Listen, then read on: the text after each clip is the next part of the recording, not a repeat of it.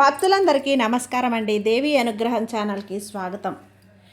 దుర్గమ్మ ఆశీస్సులు అందరిపై ఉండాలి అని చెప్పి మనస్ఫూర్తిగా కోరుకుంటూ ఈరోజు దుర్గమ్మ మనకు అందించేటువంటి సందేశం ఏంటి అంటే, బిడ్డ, అమ్మను మాట అడిగేశాను.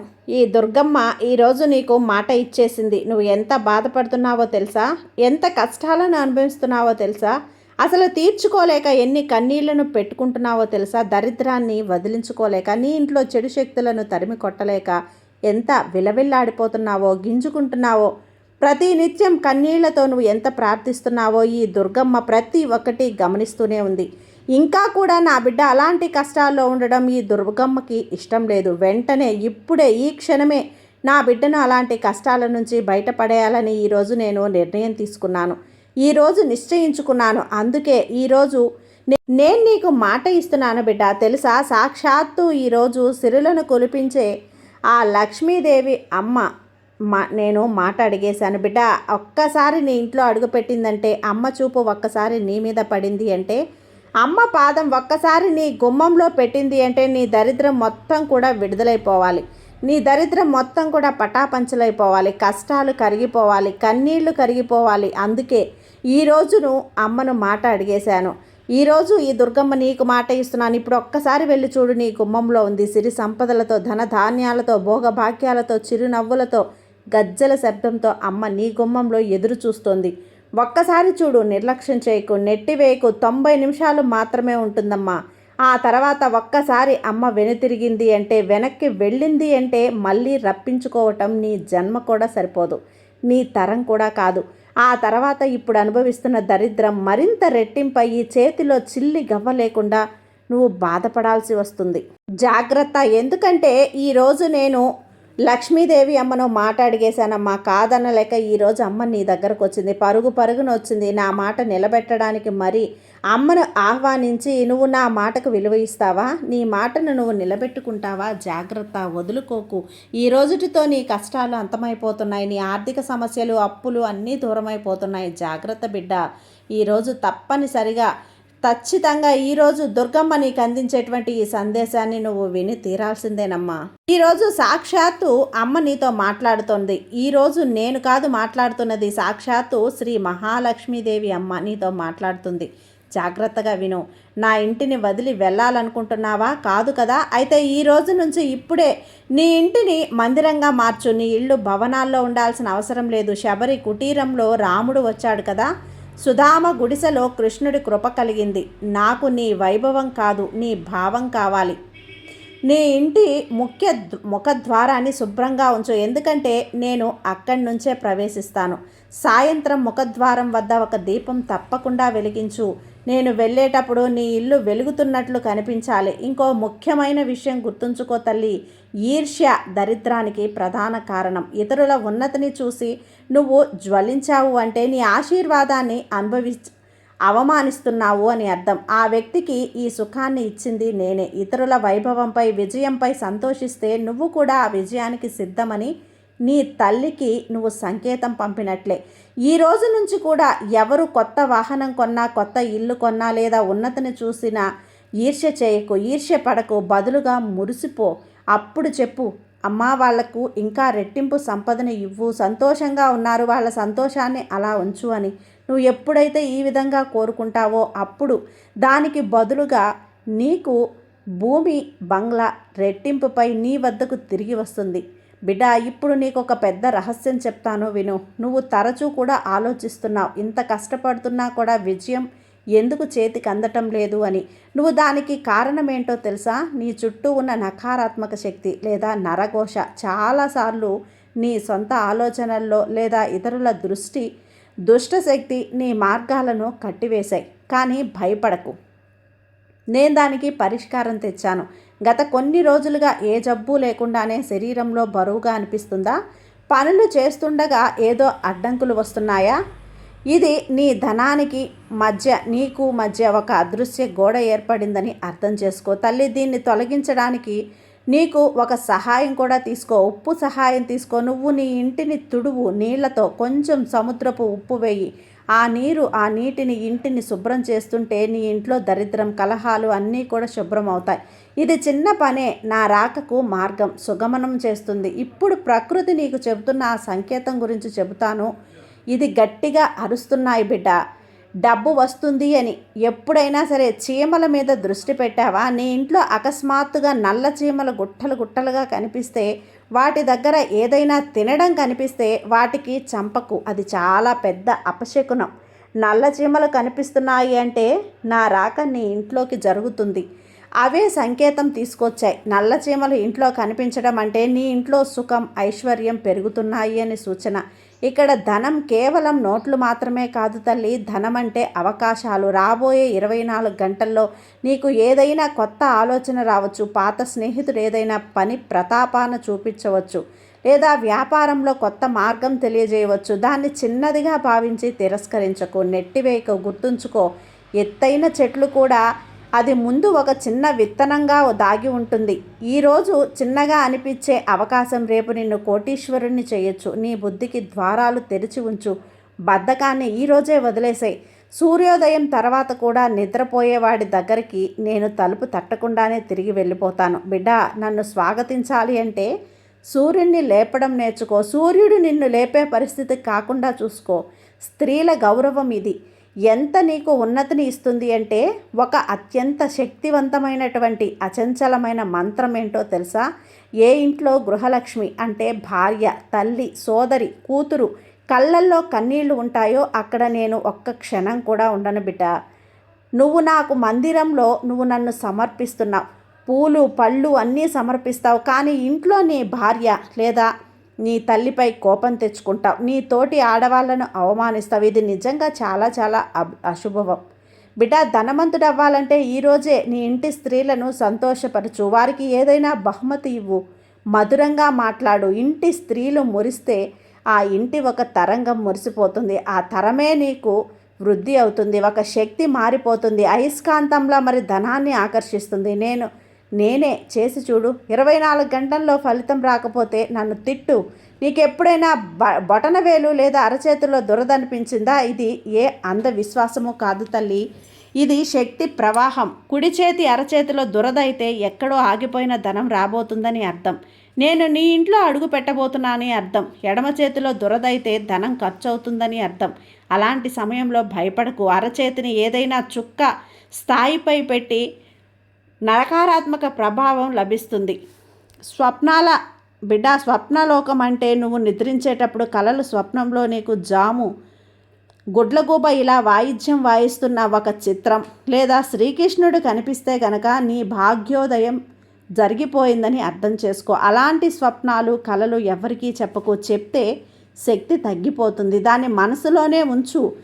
నాకు ధన్యవాదాలు చెప్పు. ఇప్పుడు ఒక అత్యంత శక్తివంతమైన గొప్ప ఉపాయం చెప్తాను తల్లి. ప్రతి రాత్రి కూడా నిద్రపోయే ముందు, దీన్ని జల చమత్కారం అంటారు. రాత్రి నిద్రపోయేటప్పుడు ఒక రాగి లేదా ఇత్తడి లోటాలో నీళ్లు నింపి నీ తల వద్ద పెట్టు. ఆ నీళ్ల వైపు చూస్తూ నీ కోరిక చెప్పు. నేను ధనవంతుణ్ణి, నా వ్యాపారం పెరుగుతుంది అని చెప్పు. నిద్రపో. ఇలా చేస్తే నీపై ఉన్న దురదృష్టం ఆ నీటిలోకి, ఇంటికి బయటికి వెళ్ళిపోతుంది.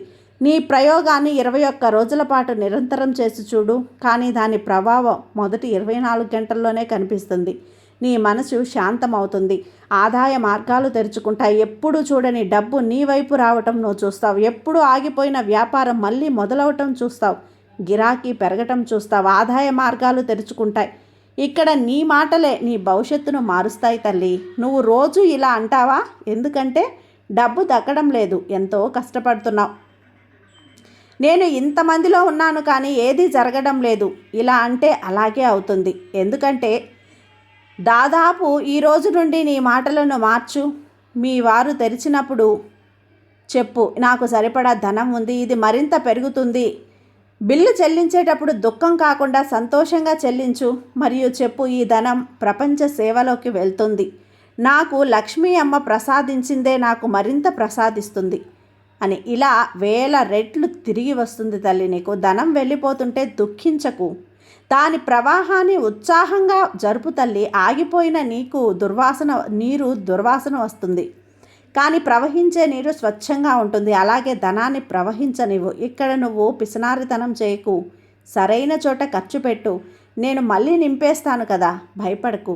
ఇంకో ముఖ్య సంకేతం, తులసి మొక్క నీ ఇంట్లో అకస్మాత్తుగా ఆకుపచ్చగా మందంగా మొగ్గలతో నిండిపోయి చిగుళ్లతో నిండిపోయింది అంటే నేను నీ ఇంట్లో ఉన్నాను అని అర్థం. అలాగే సాక్షాత్తు భగవాన్ విష్ణువు సాక్షాత్తు నివాసం చేయమని అర్థం. కానీ ఏ కారణం లేకుండా తులసి ఎండిపోతుంటే అది నువ్వు రాబోయే సంకట సూచన. వెంటనే కొత్త మొక్క నాటు. సాయంత్రం నెయ్యి దీపం వెలిగించు, మొదలుపెట్టు. తులసి మొక్క కింద సాయంత్రం దీపం వెలిగించి ఇంట్లో ఎన్నటికీ అకాల మృత్యువు లేదా దరిద్రం ఉండదు. బిడ్డ, నువ్వు ఇంకా ఇక్కడే ఉన్నావు అంటే నీలోని దీపం ఇంకా ఆరిపోలేదు అని అర్థం. నువ్వు ఓడిపోయే వారిలో లేనివాడివని అర్థం. నాకు ఇలాంటి ధైర్యవంతులైన భక్తులంటేనే ఇష్టం. బిడ్డ, మధ్యదారిలో తిరిగి వెళ్ళిపోయేవారు ఎన్నటికీ గమ్యాన్ని సుఖాన్ని అనుభవించలేరు. ఇప్పటి వరకు నీకు నేను సంకేతాల మొదటి పేజీని మాత్రమే తెరిచి చూపించాను. అసలు రహస్యాలు ఎప్పుడే తెరుచుకోబోతున్నాయి, సిద్ధంగా ఉండు. నీకు తెలుసా తల్లి, నీ శరీరంలోని కొన్ని అవయవాలు కూడా నిన్ను ధనవంతుణ్ణి చేయడానికి సంకేతాలు ఇస్తాయి అని. నీ వంటగదిలో ఉన్న ఒక ప్రత్యేక మసాలా నీ భాగ్యాన్ని మార్చగలదు. అది శ్రద్ధగా విను, ఎందుకంటే ఇప్పుడు నేను నీకు ఒక గుప్తమైన విషయాలను చెప్పబోతున్నాను. ఇవి సాధారణంగా రహస్యాలనే ఉంచబడతాయి. నువ్వు ఈ జ్ఞానం నీ భాగ్యంలోకి నేరుగా దిగాలి అనుకుంటే ఇప్పుడే ఈ వీడియోని లైక్ చేయి తల్లి. నీ ఉనికిని ఇక్కడ నమోదు చేసుకో. మనసులో చెప్పు, నేను సిద్ధంగా ఉన్నానమ్మా అంటూ. కొన్నిసార్లు నువ్వు ఆలోచిస్తావు, ఎంత కష్టపడుతున్నా విజయం ఎందుకు చేతికి దొరకడం లేదు? దానికి గల కారణం నకారాత్మక శక్తి లేదా దృష్టి దోషం. చాలాసార్లు నీ సొంత ఆలోచనల్లో లేదా ఇతరుల దృష్టి నీ మార్గాలను మోసివేసింది. కానీ ఆందోళన చెందకు, నేను దానికి పరిష్కారం తెచ్చాను. గత కొన్ని రోజులుగా ఏ జబ్బు లేకుండా శరీరం బరువుగా అనిపిస్తుందా? పనులు జరుగుతున్నాయా? అడ్డంకులుగా వస్తున్నాయా? ఇది నీ ధనానికి నీకు మధ్య ఉన్న అదృశ్యం కూడా ఏర్పడిందని సూచన. దీన్ని తొలగించడానికి కూడా నేను ఉపాయం తెచ్చాను. ఇల్లు తుడిచే నీళ్ళల్లో కొద్దిగా ఉప్పును వేసి ఆ నీటితో ఇల్లు శుభ్రం చెయ్యి. నీ ఇంటి దరిద్రాలు, కలహాలు, దుష్టశక్తులు, దరిద్రం అన్నీ కూడా తొలగిపోతాయి. చిన్న ఉపాయమే నీకు పెద్దవిగా పనిచేస్తుంది. ఇక్కడ సంఘర్షణలో ఉన్నది నీ ఒక్కటే కాదు బిడ్డ. నేను చాలా రాజుల నుంచి పేదవాడిగా పేద రాజులాగా మార్చినది అది కూడా చూశాను. ఇదంతా కర్మ, కాలచక్రం. నీ దుర్గతి సమయం ముగిసిపోయింది. కేవలం నువ్వు నీ అర్హతను సాధించగలిగావు.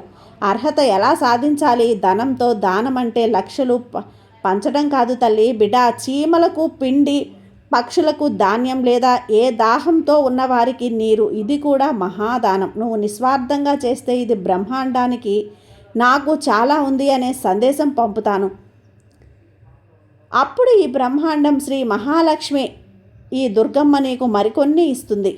నువ్వు మరిన్ని ఇవ్వగలవు. నీ జీవిత పుస్తకంలో తదుపరి పేజీపై విజయాన్ని రాయాలనుకుంటున్నావా? అయితే ఇక్కడే నువ్వు రాయి తల్లి. అమ్మా, నా ఇల్లు సంతోషాలతో నిండిపోయింది అని రాయి. నువ్వు ఇలా రాస్తే గనక ఒక ప్రమాణం చేసినట్లు. నేను నీ తల్లిగా నీ ప్రతి ప్రమాణానికి సాక్షిని. ఈ వీడియో, ఈ సందేశం ఇప్పుడే నీకు తెలిసిన వాళ్ళకు షేర్ చేయి. నీ యొక్క షేర్ ఎవరికైనా అవసరమైన వ్యక్తికి చేరవచ్చు. ఎవరి చీకటి జీవితంలో దీపం వెలిగించడం వల్ల వచ్చే పుణ్యం నీకే లభిస్తుంది. ఆ పుణ్యం నీ బ్యాంకు బ్యాలెన్స్ని పెంచుతుంది బిడ్డ. కాబట్టి పుణ్యం అనేది ఊరికే పోయే మాట కాదు తల్లి. అది ఎక్కడో ఒక చోట దానికి రెట్టింపుపై పెరుగుతూనే ఉంటుంది. ఒక పెద్ద మొత్తంలో నీ ముందుకొచ్చి ఒకరోజు నిన్ను ఆశ్చర్యపరుస్తుంది. ఆ రోజు నీ ఆశ్చర్యానికి అవధులు లేకుండా పోతాయి. ఈరోజు నువ్వు చిన్న మొత్తంలో పొదుపు చేస్తే కనుక ఒకరోజు నువ్వు నీ దగ్గరికి పెద్ద మొత్తంలో తిరిగి వచ్చినప్పుడు ఎలా అయితే ఆశ్చర్యపోతావో, అదేవిధంగా ఈరోజు నువ్వు చేసే చిన్న దానం వలన ఒక్కరోజు నీ ముందు తిరిగి వచ్చి ఆ దాని ఫలితం అనేది ఉంటుంది చూడు. నిన్ను మామూలు స్థాయిలో ఉంచదు, ఉక్కిరి బిక్కిరి చేసేస్తుంది. అందుకే చిన్నవే నిన్ను కోట్లు పంచడం లేదు తల్లి. నీ దగ్గర ఉన్న డబ్బు మొత్తం ఖర్చు పెట్టేసి ఖాళీ చేసుకోమనటం లేదు, అందరికీ పంచమనటం లేదు. చిన్నవి, చేతనైనవి, ఖర్చు లేనివి కూడా ఉన్నాయి. మరి మనసు పెట్టి నువ్వు ఉంటే చాలు కదా. నీకు మరికొన్ని స్పష్టమైన ఆధారాలు ఇస్తున్నాను తల్లి. రోడ్లపై నడుస్తూ అకస్మాత్తుగా ఏదైనా పుణ్యం చోటు చేసుకుంటే లేదా నోటు దొరికితే దాన్ని సాధారణమని భావించుకు. చాలామంది దాన్ని అంధవిశ్వాసం అని చిన్న చూపు చూస్తారు. కాదు, ఇది సూటిగా ఆశీర్వాదం తల్లి. మరిన్ని మనస్థితులతో ముడిపడి ఉంటుంది. మనసు నుండి సిద్ధంగా ఉన్నవాడే ముందుకు చేరుతాడు. ఇంకా సందేహంలో ఉన్నవాడు తనను తాను ఆపుకుంటాడు. ఇక్కడ లక్ష్మీదేవి ద్వారాలపై ఏ తాళము ఉండదమ్మా, కేవలం సంకోచపు కుండి మాత్రమే ఉంటుంది. సంకోచాన్ని వదిలేసిన వారికి ద్వారాలు స్వయంగా తెరుచుకుంటాయి.